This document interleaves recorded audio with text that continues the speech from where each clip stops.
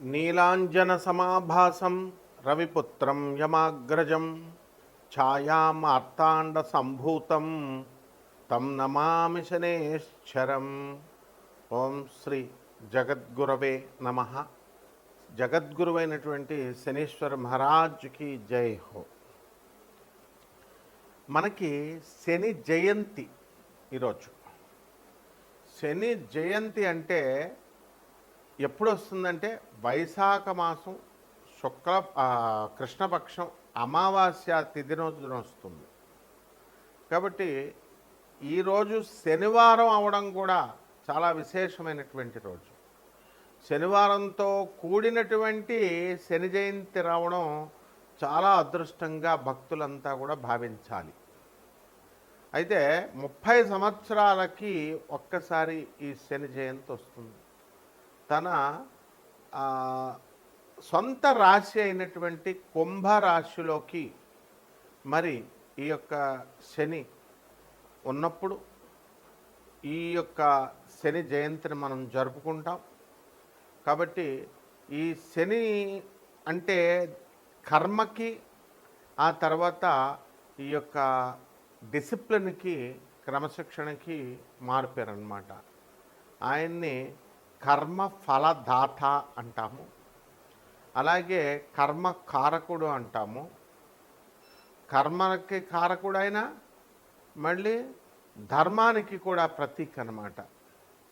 అయితే ఎవరైతే ఈ యొక్క శని దశలు నడుస్తున్నప్పుడు అర్ధాష్టమ శని, అష్టమ శని, అలాగే ఏలినాటి శని 7.5 అంటాం, ఇలాంటివన్నీ నడుస్తున్నప్పుడు ఎవరైతే అన్యాయంగా అధర్మంగా వీళ్ళు ప్రవర్తిస్తారో అటువంటి వాళ్ళని శనీశ్వరుడు శిక్షిస్తాడు. ఎందువల్లంటే ఆయన ధర్మమూర్తి. కాబట్టి మనకి ఈ శనీశ్వరుడు ఏం చేస్తాడంటే మనకి ఈ ఏలినాటి శని సమయాలలో చాలా కష్టాలను ఇస్తాడండి. ఈ అర్ధాష్టమ అష్టమ శనుల సమయాల్లో అనుకుంటాం, నిజమే. కష్టాలతో పాటు సక్సెస్ను కూడా ఇస్తాడు అనేటటువంటి విషయాన్ని భక్తులు మర్చిపోతారు.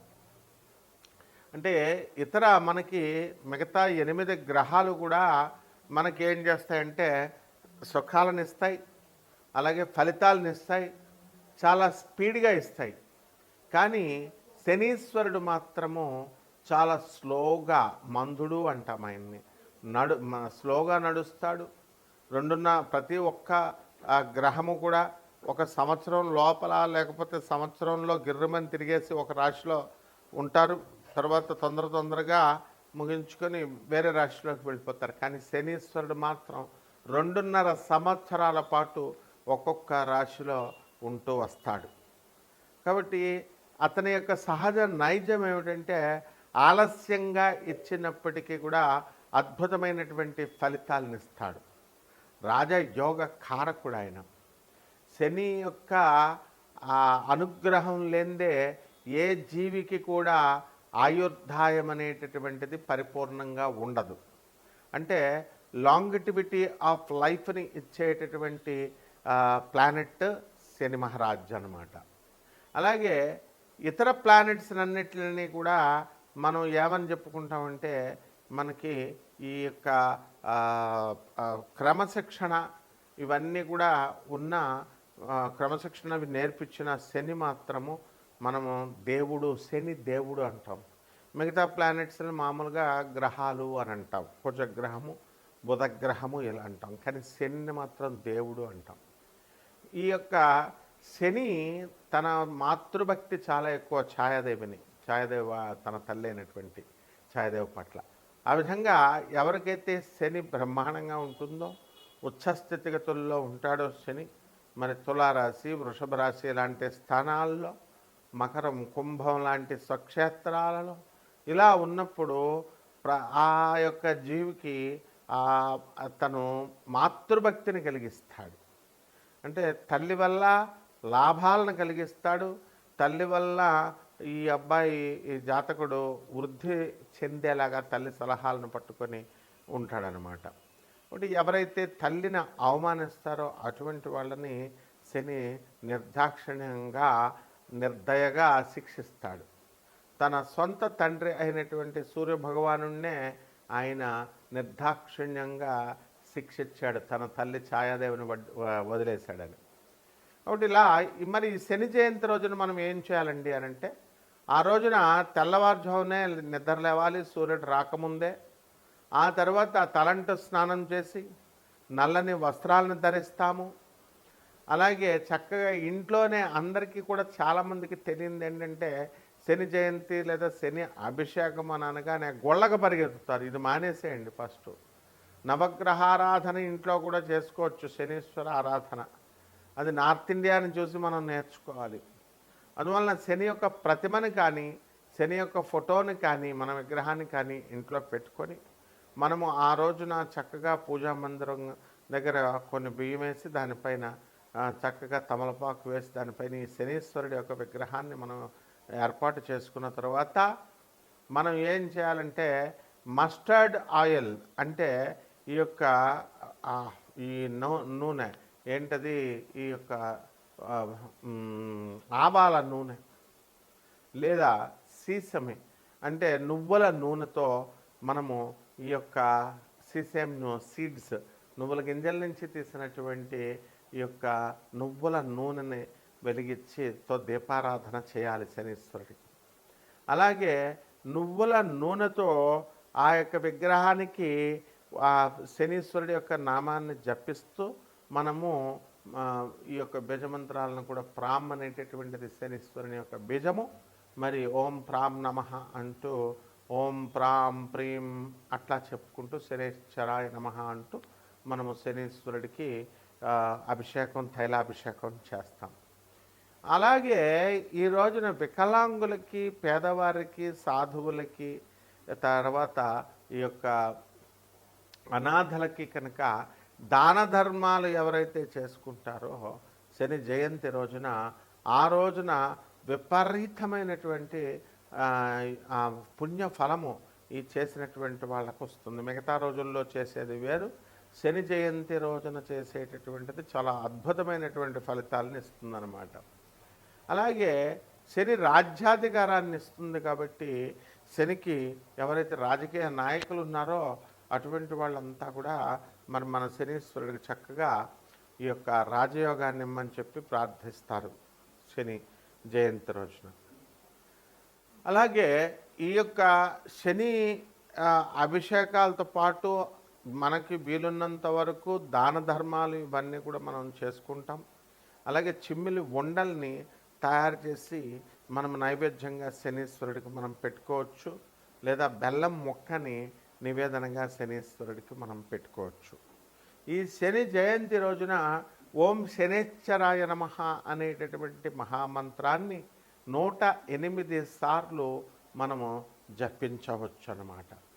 అలాగే నీలి పువ్వులన్నా, నీల శంఖం పువ్వులన్నా శనీశ్వరుడికి చాలా ఇష్టం కాబట్టి అందరూ కూడా మనకి నీలం రంగు పువ్వుల్ని తీసుకొచ్చి మనము స్వామివారికి సమర్పించాలి. అదేవిధంగా నీలము రంగు లేదా బ్లూబెర్రీస్ ఫ్రూట్స్ని మనము, నేరేడు పళ్ళు ఇలాంటివి నీలి రంగులో ఉన్నటువంటి ఫ్రూట్స్ అన్నిటిని కూడా తీసుకొచ్చి మనము శనీశ్వరుడికి నైవేద్యంగా మనం పెట్టాలి. ఈ రకంగా ఎవరైతే కష్టాలను మనకి ఎదుర్కొనేటటువంటి శక్తిని ఈ శనీశ్వరుడు ఇస్తాడు, అటువంటి వాళ్ళందరూ కూడా ఆ కష్టాలని ఎదుర్కొని సక్సెస్ అనేటటువంటి బాటలో వీళ్ళు ముందుకు వెళ్ళాలి. అలా కాకుండా మామూలు ప్లానెట్స్, మామూలు గ్రహాలు ఇచ్చినట్టుగా మనకి సుఖాలు సునాయాసంగా కష్టం లేకుండా వచ్చిందనుకోండి, దాని విలువ మనకు తెలీదు. కాబట్టి శనీశ్వరుడు ఏం చేస్తాడంటే మనకు చాలా కష్టాలను కలిగిస్తాడు. ఈ యొక్క ఏలినాటి శని సమయంలో యాక్సిడెంట్లు ఇలాంటివన్నీ కూడా జరుగుతాయి. జరిగిన తర్వాత నిరంతరము ఎవరైతే నడుస్తారో, నిరంతరము ఎవరైతే కృషి హార్డ్ వర్క్ చేస్తారో, వాహనాలు ఇవన్నీ వాడకుండా వీలున్నంత వరకు సింపుల్ లైఫ్ని ఎవరైతే లీడ్ చేస్తారో అటువంటి వాళ్ళంటే శనీశ్వరుడికి చాలా ఇష్టం అన్నమాట. అందువలన ఎవరైతే క్రమశిక్షణ కలిగి ధర్మబద్ధతగా ఎవరైతే ఉంటారో అటువంటి వాళ్ళకి సంతానం లేనటువంటి వాళ్ళకు కూడా సంతానాన్ని కలిగిస్తాడు. ఎప్పుడైతే యోగము లేకపోయినా సరే, జాతకుడికి ధనయోగం లేదనుకోండి, అటువంటి వాడిని కూడా ధన యోగాన్ని శనీశ్వరుడు కల్పిస్తాడు. అలాగే 6వ ఇంట్లో శని కనుక ఉన్నట్లయితే లాంగిటివిటీ ఆఫ్ లైఫ్ పెరుగుతుంది అని చెప్పి శాస్త్రం చెబుతోంది. అదేవిధంగా రోగాలు అనేటటువంటివి చాలామందికి అనేక రకమైనటువంటి రోగాలు వస్తాయి. సాధారణంగా డెర్మటాలజీలో మనకి చర్మ సంబంధమైనటువంటి ఈ యొక్క డెర్మటాలజికల్ డిజార్డర్స్ అనేటటువంటివి వస్తాయి. ఆ విధంగా చర్మ వ్యాధులతో పాటు హ్యూమన్ ప్యాపిలోమా వైరస్, హెచ్పివి వ్యాధులు కూడా మనకి ఈ యొక్క శని ప్రభావం వల్ల వస్తుంది. అలాగే పీసీఓడి ప్రాబ్లమ్స్, ఈ హార్మోన్స్ ఇంబ్యాలెన్స్ వల్ల వచ్చేటటువంటి ఈ వ్యాధులన్నీ కూడా క్యాన్సర్కి దారితీస్తాయి, ఈ హెచ్పివి వైరస్ కూడా. అందువల్ల వాటినన్నిటినీ కూడా ఈ యొక్క శనీశ్వరుడు నిరోధిస్తాడు. కాబట్టి ఒక్కొక్క రాశి వారిగా 12 రాశుల వారందరికీ కూడా ఎటువంటి ఫలితాలు ఇస్తారో మనం చూద్దాం. ముందుగా ఇవన్నీ కూడా గోచారాల రీత్యా కోటాను కోట్ల మందికి అందరికీ కూడా కామన్ ప్లాట్ఫారంలో మనం చెబుతున్నాము కాబట్టి దాని రీత్యా మనకి ఫలితాలు అనేటటువంటివి ఇలా ఉన్నాయి, రాశి ఫలాలు అని మనం చదువుకుంటాం, వింటాం. అయితే ఈ యొక్క వ్యక్తిగత జాతకం అనేటటువంటిది ఒక్కొక్కళ్ళకి ఒక్కొక్కలాగా ఉంటుంది. ఎవరైతే వ్యక్తిగత జాతకాలు కావాలనుకుంటున్నారో వాళ్ళందరికీ కూడా నాసా లైవ్ రిపోర్ట్స్ని బట్టి అమెరికన్ టెక్నాలజీతో మేము ఈ యొక్క జాతకాలు చెప్తాం. అటువంటి వాళ్ళు మనల్ని సంప్రదించవచ్చు. ఒక్కొక్క రాశి వారికి కూడా ఈ శని జయంతికి ముందు ఎలా ఉంటుంది, ఆ శని జయంతి తర్వాత ఈ యొక్క విశేషమైనటువంటి రెమెడీస్ చేసుకున్న తర్వాత ఒక్కొక్క రాశి వారికి ఎలా ఉంటుందో మనం కన్యారాశి. ఈ కన్యారాశి వారికి అందరికీ కూడా శని జయంతి సందర్భంగా చాలా ప్రశస్తమైనటువంటిది. శని మనకి సప్తమ స్థితిగతుడై ఉన్నాడు. దానివల్ల మనకి కళత్రాలతో అంటే భార్య భర్తల మధ్య కొట్లాట్లు ఉండడము, అలాగే పిల్లలు లో ద్వేషభావం రావడము, మీ పట్ల ఒక రకమైనటువంటి అవర్షన్ భావము రావడము, ఇలాంటివన్నీ కూడా జరుగుతాయి. అయితే ఈ యొక్క కన్యారాశి వారికి అందరికీ కూడా భాగ్యములో రవి బుధులు ఇద్దరు ఉండడము, దాని ద్వారా ప్రభుత్వం నుంచి కొన్ని లాభాలు, కొన్ని సబ్సిడీలు వీళ్ళకి కలగడము, ఇవన్నీ కూడా జరుగుతాయి. అయితే మళ్ళీ అదే ప్రభుత్వం నుంచి కొన్ని కష్టాలు కూడా, స్త్రీల వలన కూడా కష్టాలు కూడా అనుభవించడానికి అవకాశాలు ఎక్కువ ఉన్నాయి. ఎవరైతే స్త్రీ బాసులు ఉన్నారో మీకు, అటువంటి వాళ్ళందరూ కూడా ఈ యొక్క కన్యారాశికి చెందినటువంటి వాళ్ళందరూ కూడా కాస్త వాళ్ళతో ఇబ్బంది పడడం అనేటటువంటివి జరుగుతాయి. ఈ లేడీ బాసుల వల్ల ఉద్యోగాలు ప్రమాదము, ఆ తర్వాత భయపడడం అనేటటువంటివి జరుగుతాయి. అయితే రాజ్యంలో ఉన్నటువంటి గురు శుక్ర గ్రహాల వలన వీళ్ళకి అదృష్టం అనేటటువంటిది కలిసి వచ్చి జ్ఞానంతో పాటు చక్కగా విలాసవంతమైనటువంటి జీవితాలను కూడా వీళ్ళు గడపడానికి ఎక్కువగా ఇష్టపడుతూ ఉంటారు. అయితే కన్యారాశిలో ముఖ్యంగా భార్యాభర్తల మధ్య కొట్లాటలు చాలా అధికంగా మనకి కనబడుతున్నాయి. కానీ వీళ్ళందరూ ఏం చేస్తారంటే కేసులు వేసుకోకుండా కోర్టులో అవుట్ ఆఫ్ కోర్ట్ సెటిల్మెంట్కి లేదా మొగ్గు చూపడము, లేదా వాళ్ళే పెద్ద మనుషుల ద్వారా వచ్చినటువంటి మీటింగ్లో కూర్చొని సెటిల్ చేసుకోవడం అనేటటువంటివి జరుగుతాయి. ఇక కొత్త కొత్త వ్యాపారాలు ప్రారంభిస్తారు. ఇక పరిహారాలు ఏం చేసుకోవాలంటే, ఈ కన్యారాశి వారికి గురుబలం సరిగ్గా లేదు కాబట్టి గురు జపం చేసుకోండి, గురు స్తోత్రాలు చదవండి. గురువుకి కిలోంపావు శనగల్ని పసుపు రంగు వస్త్రాలనిచ్చి పేద బ్రాహ్మణులకి గురువారం నాడు ఉదయం కరెక్ట్గా తెల్లవారుజామున 3 గంటలకి దానం చేసుకోండి.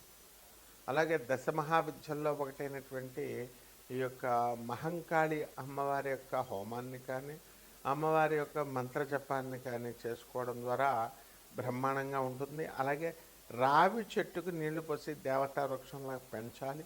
అంతేగాని రావి చెట్టు పెరిగింది, ఆకులు పడిపోతున్నాయని చెట్టు నరిగితే మీ చేతులు కాళ్ళు మీ చుట్టాలవి వాళ్ళవే పడగొట్టేస్తాడు అనమాట శనీశ్వరుడు. కాబట్టి ఈ రకంగా చక్కగా చేసుకోండి, బ్రహ్మాండంగా ఉంటుంది. శుభమస్తు.